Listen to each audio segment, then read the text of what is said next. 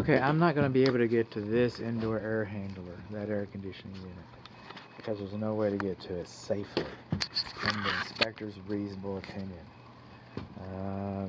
No depth markers on the attic insulation, no soffit baffles.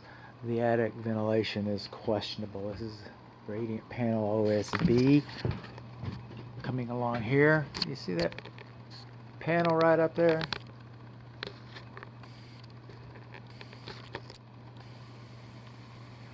That's called palm bracing.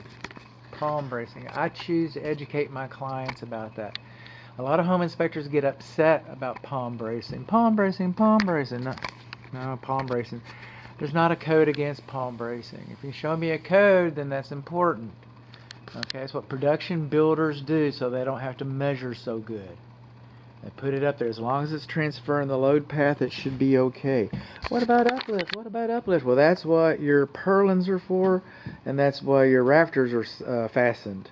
And that's your uplift right there, and that's what your collar ties or your collar beams are for. So palm bracing is, I just choose in case when you're selling the house in a few years and some home inspector comes in here and gets really excited about some palm bracing, you can say, well, yeah, I knew that. I mean, that's whatever. Just show me a code. If the code changes, I say, when did the code change? So, but so far, air conditioning duct is not supposed to have more than ½ inch sag. Not supposed to have more than ½ inch sag. You're supposed to have an unobstructed 24-inch pathway to the indoor air handlers. It's not supposed to be obstructed with electric cables. You want people stepping on your electric wires? I don't want people stepping on my electric wires. You want people dancing on that? You think that's safe? You think that's good for the wires? I don't think it is. Okay, we have 2 electric indoor air handlers. We have care and use manuals here. So statistically, we're going to see some duplication, because one of these is a 2.5-ton system and the other 2 are 5-ton systems. The air duct is not supposed to be kinked. Not supposed to be kinked. But I'm going to go to here.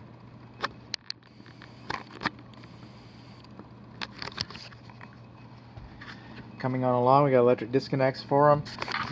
Some manufacturers, this is called a shallow, this is your primary evaporator drain cool. And how about that?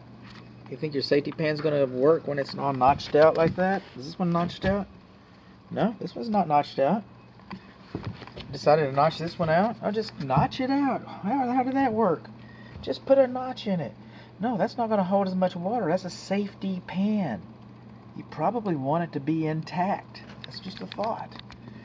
Okay, some manufacturers say that this is your primary evaporator drain line, and this is the primary evaporator drain line P-trap, and that's a shallow trap. It's insulated, but it's a shallow trap.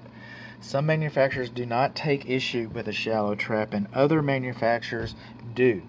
And some manufacturers might even depend on the model, and I don't know. I know it's a shallow trap. I know that I've got documentation saying that's an incorrect installation. I know that's going to be in the report. There's a shallow trap over here. There's probably a shallow trap over there.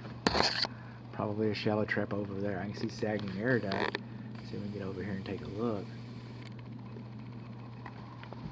Alright, I'm not seeing the